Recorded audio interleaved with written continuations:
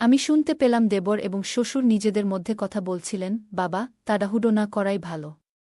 প্রিয়া এখনও তরুণ, তার সবকিছু বোঝার ক্ষমতা আছে, তবে আমাদের আরও কিছুটা সময় নেওয়া উচিত। শ্বশুর উত্তরে বললেন, তুমি খুব সতর্ক, তবে এমন সুন্দর মেয়েকে সামনে রেখে ধৈর্য রাখা কঠিন। এই কথাগুলো শুনে আমি বেশ অস্বস্তি বোধ করতে লাগলাম। কিছু বুঝে উঠতে পারছিলাম না, কিন্তু যেন শরীর অসাড় হয়ে আসছিল। তারা রুম থেকে বেরোনোর আগেই আমি তাড়াতাড়ি নিজের রুমে ফিরে এলাম।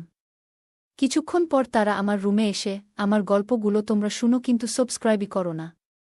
দয়া করে গল্পগুলো ভালো লাগলে ভিডিওটি লাইক, শেয়ার এবং চ্যানেলটি সাবস্ক্রাইবই করো প্লিজ। আমি এমন একটি বাড়িতে বিয়ে হয় যেখানে লোকজন ছিল না। ছোটবেলায় আমি দেখতে সুন্দর এবং আকর্ষণীয় ছিলাম। যখন আমার বয়স 11 বছর ছিল, তখন থেকেই মানুষ আমার সৌন্দর্য নিয়ে কথা বলত। যখন আমার বয়স 18, আমার বিয়ে হল। বিয়ের পর প্রথম রাতেই আমার স্বামী তার কাজের কারণে শহরে চলে যায়। আমি তখন একা ছিলাম, আর সেদিন রাতে ঘুম থেকে উঠে দেখি আমার ঘরের বাথরুম থেকে আমার শ্বশুর বের হচ্ছেন। এটা দেখে আমি কিছুটা অস্বস্তি বোধ করি, তবে আমি তখন কিছু বলিনি। আমার স্বামী শহরে যাওয়ার পর বাড়িতে শুধু আমি, আমার শ্বশুর এবং আমার 20 বছর বয়সী দেবর ছিলাম। আমরা তিনজনই বাড়িতে ছিলাম। আর সেই পরিস্থিতিতে নিজেকে একটু অপ্রস্তুত মনে হচ্ছিল। এই ধরনের পরিবেশে নিজেকে সামলে নেওয়া এবং পরিবারের মধ্যে সম্পর্কের সঠিক ভারসাম্য বজায় রাখা চ্যালেঞ্জের ছিল, কিন্তু সময়ের সাথে সাথে আমি সবকিছু ঠিক করে নিতে পেরেছিলাম না। কারণ আমার সাথে কিছু ঘটতে যাচ্ছিল যা আমি কখনো ভাবতেও পারিনি। শ্বশুরবাড়িতে আমি যখনই মাথা নিচু করে চুপচাপ থাকতাম, তখন আমার দেবর, কুনাল, আমাকে আমার নাম ধরে ডাকত। যদিও আমি তার বড় ভাইয়ের বউ, কিন্তু বয়সে আমি তার থেকে ছোট ছিলাম। সে সবসময় আমার নাম ধরে ডাকত, যা আমাকে একটু অস্বস্তিতে ফেলত। স্বামীকে ছাড়া আমি খুব একা বোধ করতে লাগলাম। আমার স্বামীকে ভীষণ মিস করছিলাম, কিন্তু তখনই বাবার বাড়ি যাওয়ার উপায় ছিল না। একদিন দুপুরে রান্নাঘরে খাবার তৈরি করছিলাম। আমার মনের অবস্থা বুঝে কুনাল রান্নাঘরে এসে বলল, ভাবি, তুমি কাঁদছ কেন? আমি ওকে আমার কষ্টের কারণ বলতে চাচ্ছিলাম না, কিন্তু শেষ পর্যন্ত বলে দিলাম। তখন সে বলল, ভাবি, আমি দাদাকে ফোন করি। কিছুক্ষণ পর আমার স্বামীর সাথে কথা বলতে সে জানাল, আমি খুব ব্যস্ত আছি, কিন্তু খুব শিগগিরই তোমাকে শহরে নিয়ে আসব। ফোন রেখে দেবর বলল, ভাবি, দাদা চাইছে তুমি আমাদের খেয়াল রাখো, তাহলেই সে খুশি হবে। আমার স্বামীর কথা ভেবে আমার মনের মধ্যে শান্তি এলো। আমি চেয়েছিলাম আমার শ্বশুর শাশুড়িকে খুশি রাখতে, আর সেই মুহূর্তে আমার মুখে এক ধরনের প্রশান্তি ফুটে উঠল। পাশে থাকা কুনাল বলল, ভাবি, যদি কিছু মন খারাপ হয় আমাকে বলো, লজ্জা পেও না। ও ছিল খুবই সরল। দেবর মাঝে মাঝে আমাকে ভাবি বলে ডাকত, কিন্তু ধীরে ধীরে আমি তার সাথে কথা বলতে শুরু করলাম, কারণ তখনও আমার শ্বশুরের সাথে বিশেষভাবে কথা হয়নি। এক সন্ধ্যায় শ্বশুর যখন বাড়িতে ফিরলেন, তার জামাকাপড় ময়লা ও কাদায় ঢেকে গিয়েছিল। আমি বুঝতে পারলাম তিনি হয়তো কোথাও কাদায় পড়ে গিয়েছেন। তিনি আমাকে ডেকে বললেন আমার কাপড় বদলে দিতে হবে, আর ঘরে তখন আর কেউ ছিল না। তিনি আমাকে সাহায্য করতে বললেন এবং তার শরীরে ময়লা ও কাদা পরিষ্কার করার জন্য পানি ঢালতে বললেন। আমি কিছুটা দ্বিধায় ছিলাম, কারণ এর আগে এমন পরিস্থিতিতে পড়িনি। তবে পরিস্থিতি বুঝে আমি তার শরীরে পানি ঢালতে শুরু করলাম। শ্বশুর দাঁড়িয়েছিলেন, যেন এতে কোনো লজ্জা নেই। আমার মন একটু সংকোচে ভরা ছিল, তবু আমি কাজটা করছিলাম। তিনি বললেন, পানি ঠিকমতো পড়ছে না, একটু কাছ থেকে ঢালো। আমি কাছাকাছি গিয়ে পানি ঢালতে লাগলাম। এর মধ্যে তিনি আমাকে বললেন কোথায় এবং কিভাবে পরিষ্কার করতে হবে। আর আমি তার নির্দেশনা মতো কাজ করছিলাম। তখনই কুনাল বাসায় ফিরে এলো। সে এসে আমাকে বলল, ভাবি, আমি বাবার সাহায্য করব, তুমি একটু ঘরে চলে যাও। আমি শ্বশুরের সাথে থাকায় আমার শাড়িও ভিজে গিয়েছিল, তাই ঘরে ঢুকে শাড়ি বদলাতে লাগলাম। কিছুক্ষণ পরে আমি বাইরে গিয়ে লক্ষ্য করলাম ভেজা পায়ের ছাপ কুনাল এর রুমের দিকে যাচ্ছে। আমার মনে সন্দেহ জাগল, কিন্তু তেমন কিছু না ভেবে চুপ করে থাকলাম। বাড়িতে নতুন এসেছি, তাই এসব নিয়ে কথা বলা ঠিক মনে হল না। রাতে যখন আমি শ্বশুর ও কুনালকে খাবার পরিবেশন করছিলাম, শ্বশুর হঠাৎ আমার হাত ধরে বললেন, তুমি এখন এই বাড়ির একজন গুরুত্বপূর্ণ সদস্য, আমাদের সাথেই বসে খাও। আমার খাওয়া শেষ হওয়ার পর শ্বশুর আমাকে হেসে বললেন, বুমা, কবে দাদা বানাবে আমাকে? আমি তো খুব দ্রুত এই বাড়িতে নাতির হাসি শুনতে চাই। তার কথায় আমি একটু অপ্রস্তুত হয়ে গেলাম, কারণ আমার স্বামী তখন বাড়িতে ছিল না। মনে মনে ভাবলাম হয়তো আমার স্বামী আর শ্বশুরের মধ্যে কিছু আলোচনা হয়েছে, আর শ্বশুর তার নাতি নিয়ে ইঙ্গিত দিচ্ছেন, যার মানে আমার স্বামী শীঘ্রই ফিরে আসবে। আমার ধারণা ছিল হয়তো আমার স্বামী সুনীল আমাকে সারপ্রাইজ দিতে চাইছে, আর শ্বশুর সরাসরি না বলে ঘুরিয়ে কথা বলছেন। তবে শ্বশুর আর কিছু না বলায় আমি তাকে কোনো প্রশ্ন করিনি। রাতের খাবারের পরে শ্বশুর আমাকে তার ঘরে ডেকে বললেন তার পায়ে তেল মালিশ করে দিতে। আমি তার ঘরে গিয়ে দেখি তিনি হাঁটু পর্যন্ত প্যান্ট গুটিয়ে বসে আছেন। আমি তার পায়ে তেল লাগিয়ে মালিশ করতে শুরু করলাম, আর তখন তিনি আমার কাজের প্রশংসা করতে লাগলেন। তোমার হাতের ছোঁয়া খুবই মনোমুগ্ধকর, বলতে বলতে কিছু অস্বস্তিকর কথা বললেন, যা আমাকে বিব্রত করল। আমি মাথা নিচু করে থাকলাম। আমি যখন রুম থেকে বেরিয়ে আসার জন্য প্রস্তুতি নিচ্ছিলাম, তখন তিনি আবার বললেন, বুমা, সুনীলকে মিস করছ? জানি, কিন্তু এখন তার কাজ করা খুবই গুরুত্বপূর্ণ। চিন্তা করো না, সুনীল যেমন আমার ছেলে, তেমনি তোমারও কোনো কমতি নেই। আমাদের মধ্যে কোনো তফাৎ নেই। যদি কোনো কিছু খারাপ লাগছিল, তখন শ্বশুর যখন আমার সাথে কথা বলছিলেন, হঠাৎ তিনি খেয়াল করলেন যে দেবর ঘরের বাইরে দাঁড়িয়ে আছে। শ্বশুর তাকে ডাকলেন এবং শ্বশুরের ঘরে চলে এলো। আমি ভেবেছিলাম শ্বশুর দেবরকে ধমক দেবেন, কারণ সে ঘরের বাইরে দাঁড়িয়ে কথা শুনছিল। কিন্তু এর পরিবর্তে তিনি বললেন, তুমি যখন আমাকে দরকার মনে করবে না, তখন তোমার দেবরকে বলো, সে তো তোমার স্বামীর ভাই। আমরা সবাই এক, তুমি আমাদের পরিবারেরই একজন। শ্বশুরের এই কথায় আমি কিছুটা অস্বস্তি বোধ করলাম, কিন্তু তিনি এমনভাবে বলছিলেন যেন কোনো দোষের কিছু নেই। আমি চুপচাপ মাথা নেড়ে আমার ঘরে ফিরে গেলাম। সকালে ঘুম থেকে উঠে দেখি দেবর আমার পাশেই ঘুমাচ্ছে। আমি অবাক হলাম, কিন্তু আরও অবাক হলাম যখন দেখি শ্বশুর আমার ঘরের বাথরুম থেকে বেরিয়ে আসছেন।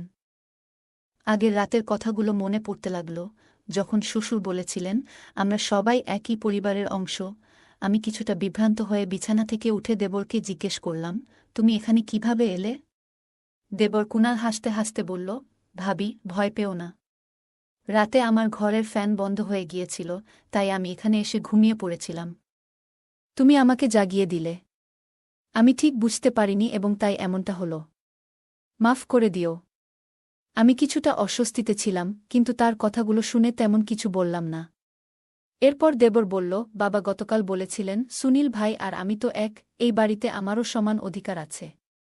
তার কথার মধ্যে একটু অদ্ভুত ভাব ছিল, যা আমার মনকে অশান্ত করে তুলল। দেবর কুনাল এর এই আচরণ নিয়ে আমি ভাবলাম আমার স্বামীকে অবশ্যই বলব। বিয়ের পরের এই সকালটা আমার জন্য আনন্দময় হওয়ার বদলে অনেকটা বিভ্রান্তিকর হয়ে গেল। আমি শুধু অপেক্ষা করছিলাম কখন আমার স্বামী সুনীল ফিরে আসবে, যাতে আমি সবকিছু তাকে বলতে পারি। সকালে ঘুম থেকে উঠে দেখি শ্বশুর আমার বাথরুম থেকে বেরিয়ে আসছেন। আমাদের বাড়িতে আমার ঘর ছাড়া সবার জন্য একটি সাধারণ বাথরুম ছিল, তাই প্রথমে আমি কিছুটা অবাক হলেও পরে বুঝলাম যে সাধারণ বাথরুমের কল হয়তো নষ্ট হয়ে গেছে। নাস্তার সময় শ্বশুর দেবরকে বললেন, বিকেলে আমি বাথরুমের ট্যাপ ঠিক করতে আসব। তুমি ঘরেই থাকো। সেই দিন সকালে শ্বশুর এসে বাথরুমের মেরামত কাজ করলেন। তিনি গ্রামের হাসপাতালে কাজ করতেন, আর কুনাল দেবর তখনও পড়াশোনা চালিয়ে যাচ্ছিল। দুপুরে শ্বশুর কাজ শেষে বেরিয়ে গেলে কুনাল আমার রুমে এলো। তার হাতে একটি ছোট বক্স ছিল। কুনাল বলল, এটা সুনীল দাদা পাঠিয়েছে।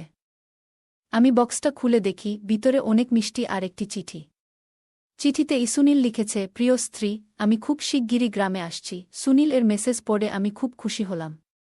সেই আনন্দে তার পাঠানো মিষ্টি মুখে দিলাম এবং একে একে ৩-৪টি মিষ্টি খেয়ে ফেললাম। দেবর মিষ্টি নিয়ে রুম থেকে বেরিয়ে গেল, আর আমি কিছুক্ষণ বিশ্রাম নিতে গেলাম। ঘুম থেকে উঠে বাথরুমে গিয়ে আয়নায় নিজের মুখের দিকে তাকালাম। মনে হলো আমি ১ ঘন্টা ঘুমিয়েছিলাম, কিন্তু মনে হচ্ছিল অনেকটা সময় কেটে গেছে। আসলে সেদিন আমি সারা দিন রাত ঘুমিয়েছিলাম সেটা জানতামই না। দরজা খুলতেই দেখি আমার ছোটবেলার বান্ধবী রুমি দাঁড়িয়ে আছে। রুমি আমাকে দেখে বলল, আমি তো কাল তোমার সাথে দেখা করতে এসেছিলাম। রুমি আরও বলল যে সে কাল আমার সাথে দেখা করতে এসেছিল, কিন্তু আমি এত গভীর ঘুমে ছিলাম যে টের পাইনি। সে বলল, আমি শুনেছি তুমি এই গ্রামে বিয়ে করেছ, তাই তোমার সাথে দেখা করতে এসেছি। রুমি আরও বলল, প্রিয়া, তোমার দেবরকে খুব খুশি দেখাচ্ছিল এবং এটা তোমার শরীরের ভাষাতেও স্পষ্ট ছিল। গতকাল যখন আমি এসেছিলাম সে তোমার পাশে বসেছিল। তোমার স্বাস্থ্য আগের চেয়ে ভালো দেখাচ্ছে। রুমি আমার দেবরকে আমার স্বামী মনে করেছিল। আমি কিছুটা বিভ্রান্ত হয়ে রুমিকে জিজ্ঞেস করলাম, তুমি কাকে আমার স্বামী ভেবেছ? রুমি বলল, তোমার ঘরে যে লোকটি তোমার খাটে বসেছিল, আমি তো তাকে জামাই ভেবেছিলাম। তার নাম কুনাল, তাই না? আমি হেসে বললাম, না, কুনাল আমার স্বামী নয়, সে আমার দেবর। আমার স্বামী সুনীল শহরে কাজ করে এবং শীঘ্রই ফিরে আসবে। রুমিরর মুখে একটু অস্বস্তি দেখা গেল। সে বলল, তোমার স্বামী যখন শহরে থাকে তখন তুমি শ্বশুরবাড়িতে একা কিভাবে থাকো? তোমার মতো মেয়ের একা থাকা উচিত নয়। যত তাড়াতাড়ি সম্ভব তোমার স্বামীর সাথে শহরে চলে যাও। তার কথাগুলো আমাকে কিছুটা চিন্তায় ফেলল। রুমির কথা কিছুটা সঠিক ছিল। আমি ধীরে ধীরে বুঝতে পারছিলাম যে বাড়িতে একা থাকাটা আর নিরাপদ মনে হচ্ছে না। প্রতিদিনের সাধারণ কথাগুলো এখন অন্য ইঙ্গিত দিচ্ছিল। আমি যে এত গভীর ঘুমিয়েছিলাম সেটা নিয়েও একটু অস্বস্তি লাগছিল। রুমি তার স্বাভাবিক হাসি খুশি মেজাজে আমার সাথে মজা করতে করতে বলল, তোমার স্বামীর নিশ্চয়ই মোবাইল আছে এবং সে সোশ্যাল মিডিয়াতেও থাকবে। আমি বললাম, আমি এসব কিছু জানি না। আমার নিজেরও মোবাইল নেই। রুমি তখন বলল, তাহলে আমি তোমার স্বামীর নাম সোশ্যাল মিডিয়ায় খুঁজে দেখব। সে তার ফোনে কিছুক্ষণ সার্চ করে সুনীল এর বেশ কয়েকটি ছবি পেল। ছবি দেখে রুমি খুশি হয়ে বাড়ি চলে গেল। রুমি ছোটবেলা থেকেই খুব শিক্ষিত এবং তার বাবা মা তাকে ভালো শিক্ষা দিয়েছেন। রুমি তার মামার বাড়িতে চলে গেল, আর শ্বশুর ও দেবর কুনাল আচমকাই আমার সাথে একটু দূরত্ব বজায় রাখতে শুরু করল। রাতের খাবারের পরে শ্বশুর কুনালকে তার ঘরে ডাকলেন এবং কুনাল দ্বিধা না করে সেখানে চলে গেল। কেন জানি না, কিন্তু আমার মনে কৌতূহল জাগল। তাদের কথোপকথন শুনতে আমি ধীরে ধীরে শ্বশুরের ঘরের দিকে এগিয়ে গেলাম। আমি শুনতে পেলাম দেবর এবং শ্বশুর নিজেদের মধ্যে কথা বলছিলেন, বাবা, তাড়াহুড়ো না করাই ভালো। প্রিয়া এখনও তরুণ, তার সবকিছু বোঝার ক্ষমতা আছে, তবে আমাদের আরও কিছুটা সময় নেওয়া উচিত। শ্বশুর উত্তরে বললেন, তুমি খুব সতর্ক, তবে এমন সুন্দর মেয়েকে সামনে রেখে ধৈর্য রাখা কঠিন। এই কথাগুলো শুনে আমি বেশ অস্বস্তি বোধ করতে লাগলাম। কিছু বুঝে উঠতে পারছিলাম না, কিন্তু যেন শরীর অসাড় হয়ে আসছিল। তারা রুম থেকে বেরোনোর আগেই আমি তাড়াতাড়ি নিজের রুমে ফিরে এলাম। একসময় দেবর এসে আমাকে একটা বক্স দিয়ে বলল, এটা দাদা তোমার জন্য পাঠিয়েছে। আমি বক্সটা খুলে মিষ্টি দেখতে পেলাম। দেবর বলল, দাদা তোমার জন্য বিশেষ মিষ্টি পাঠিয়েছে, কিন্তু মিষ্টি খাওয়ার পর কিছু অদ্ভুত অনুভূতি হতে থাকল। আমি সাথে সাথে বাথরুমে গিয়ে মিষ্টি ফেলে দিলাম। কিছুক্ষণ পরে আমি ঘুমিয়ে পড়লাম। কিছুক্ষণ পর হঠাৎ আমার রুমের দরজা খোলার আওয়াজ পেলাম। আলো জ্বালাতেই দেখি আমার বন্ধু রুমি আমার পাশে বসে আছে, হাতে একটা লাঠি নিয়ে। রুমি আমার ব্যাপারে সে আমাকে কিছু জানাতে এসেছিল। রুমি বলল, প্রিয়া সবকিছু রেকর্ড করেছে। রুমি দেবরকে বলছে, এখন তুমি যদি সত্যি বলো না, তাহলে আমরা তোমাকে পুলিশের হাতে তুলে দেব। আমি কিছুই বুঝতে পারছিলাম না কি হচ্ছে। আমার বন্ধু সবা আগে থেকেই বুঝে গিয়েছিল কিছু একটা ঠিক নেই। তখন আমি দেবরকে বললাম, প্রিয়া সব রেকর্ডিং করেছে। তুমি যদি এখন না বলো তাহলে আমরা পুলিশের কাছে যাব। দেবর কিছুটা ভয় পেয়ে গেল এবং আমাকে বলল যে তার বাবা দাদার সঙ্গে তোমার বিয়ে ঠিক করেছিলেন, কিন্তু দাদা শহরে গিয়ে অন্য একটি মেয়ের প্রেমে পড়েছিল। দাদা সেই মেয়েকেই বিয়ে করেছে, কিন্তু বাবার ভয়ে কিছু বলতে পারেনি। পরে দেবর তার বাবাকে জানায়, দাদা শহরে তার প্রথম স্ত্রীকে নিয়ে ব্যস্ত। তার বাবা এই দ্বিতীয় বিয়েকে স্বীকৃতি দিতে রাজি হননি, এবং সেই কারণেই আমার ভাই বিয়ের রাতেই শহরে চলে যায়।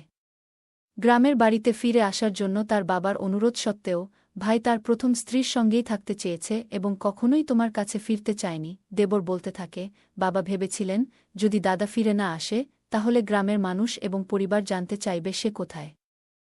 তাই সম্মান বাঁচানোর জন্য বাবা আমাকে তোমার কাছে আসতে বলেন, যেন আমরা একসঙ্গে থাকি এবং এই সম্পর্ককে নতুনভাবে গড়ে তুলি। বাবা আমাদের সম্পর্ক নিয়ে একটি গল্প সাজিয়েছিলেন, যাতে কারো কাছে অপমান না হয়। মানুষ ভাবুক আমরা একে অপরকে ভালোবাসি, এটাই ঠিক। দাদার পাঠানো পার্সেল ও চিঠিও তার পরিকল্পনার অংশ ছিল। কুনাল আরও বলল, তোমার জন্য মিষ্টি আনার আসল উদ্দেশ্য ভিন্ন ছিল। বাবা ওষুধ মেশানোর পর ভেবেছিলেন তুমি মিষ্টি খেয়ে ঘুমিয়ে পড়বে, কিন্তু তোমাকে শান্তভাবে ঘুমাতে দেখে আমি আর কিছু করতে পারিনি। নিজের প্রতি ঘৃণা বোধ হচ্ছিল। বাবার কথায় প্রথমে প্রভাবিত হলেও তোমার নিষ্পাপ মুখ দেখে আমার বিবেক বাধা দেয়।